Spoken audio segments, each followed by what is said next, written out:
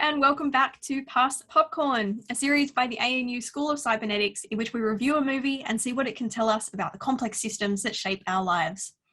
Today, we're looking at the 1997 film Princess Mononoke.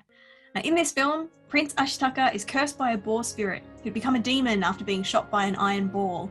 In seeking to understand his curse, Ashitaka travels to Irontown, in which he meets the humans responsible for the boar's transformation. He also encounters and falls in love with Sun, a young woman raised by the wolf spirits in the forest. The film explores the rising tensions between these groups, environmental degradation, as well as Ashitaka's attempts to prevent all this conflict. My name's Hannah Feldman. I'm your host and I'm a research fellow from the School of Cybernetics and the Institute for Water Futures.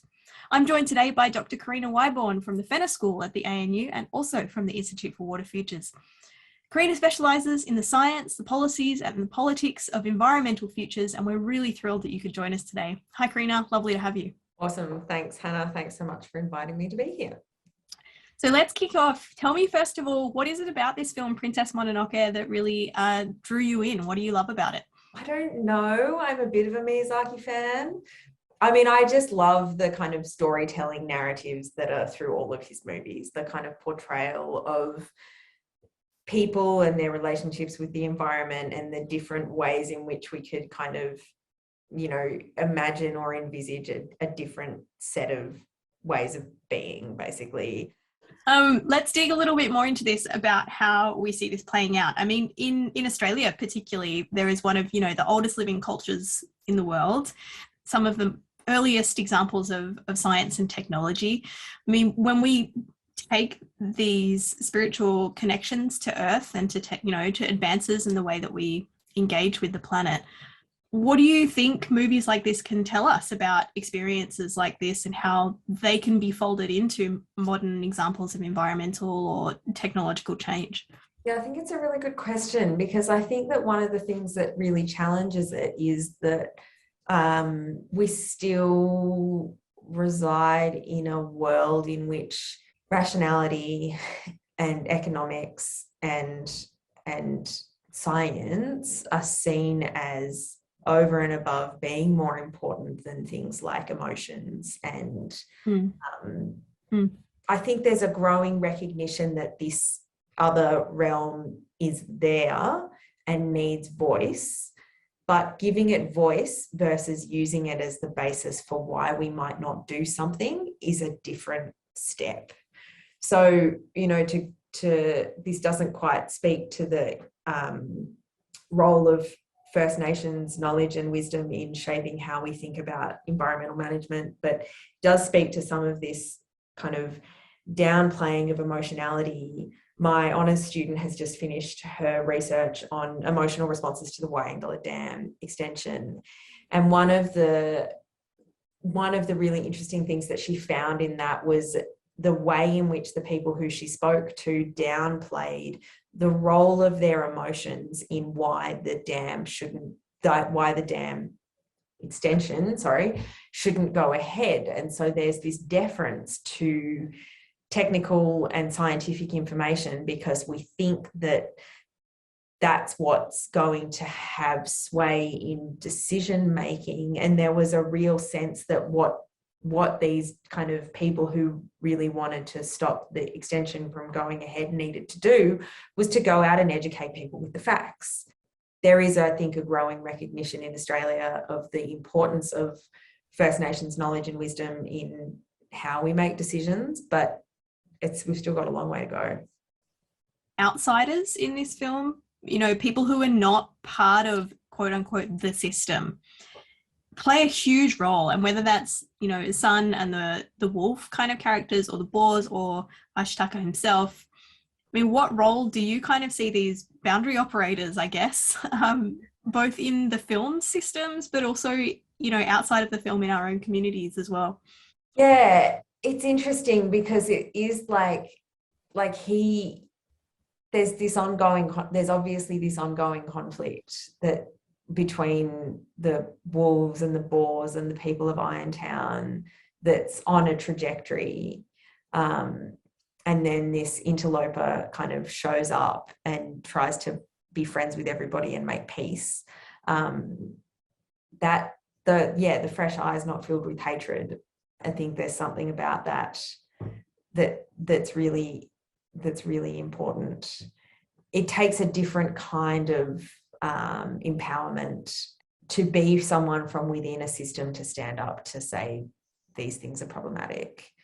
And they need to be thought about and done differently, right? There's baggage, there's history, there's existing relationships. And I think that something I've really experienced coming back to Australia after working away for such a long time and then coming back into a different topic domain of water, I can see this kind of playing out. There's camps, there's deeply entrenched perspectives, there's history, there's people who have done things and know histories that I just have no idea about. And as you are walking into those spaces of where you can see landmines in every single direction, and it's just like the work to be done to be respected across all of those different positionalities it's really tough. It takes but it's exactly what we need right now. You know, we live on one planet and there's only so much of the resources that we can have to go around, and if we're fighting over them, everyone's going to lose. Do you see in the film particularly, you know, this final scene where the Kodama, the little tree spirits, you know, they're a sign of the healthy forest and they emerge again.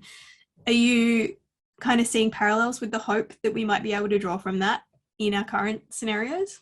Yeah, totally. Look, and I think that it's like hope is an overused term and also an undervalued resource.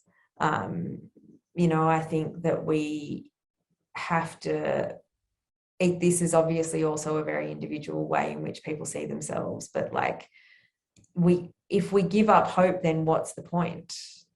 Like if we give up hope, then we might as well live our lives in ways that we know is undermining everything, be that people or planet.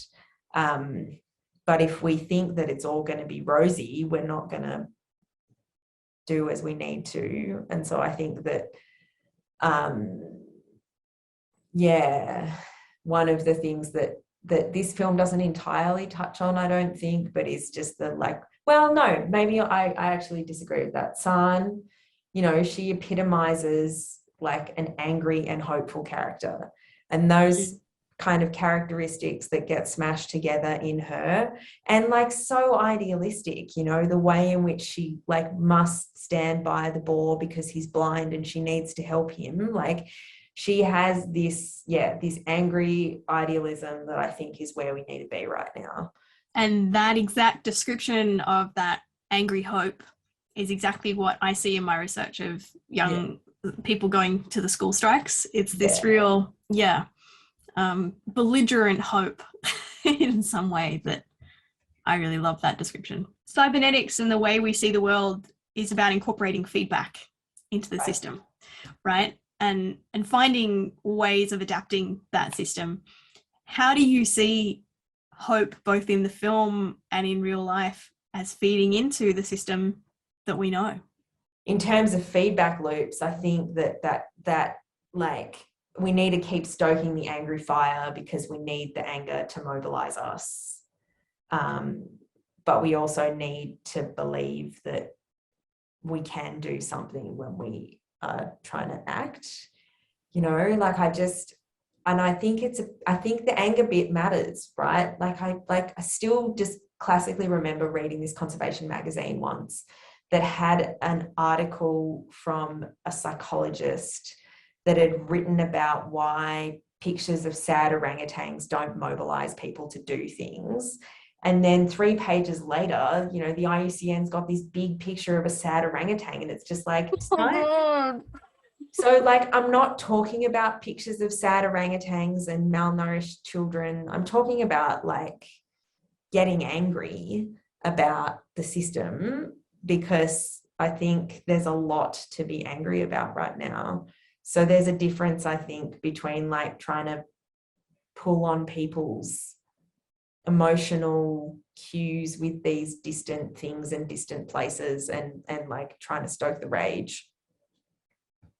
But I'm wondering, in your mind, can we extract any lessons from this film about the way that societies could or should consider technology and how we develop it and its interaction with the environment? I mean, I think really the major one is just comes back to the relationality and the unintended consequences, really. You know, what we can't imagine that things that we develop, technologies that may be benign, won't have repercussions at various parts of the system. So understanding technology in its social context. It's been so nice to chat to you, Karina. Thank you so much for your insights. This has been our final installment of Pass the Popcorn for 2021.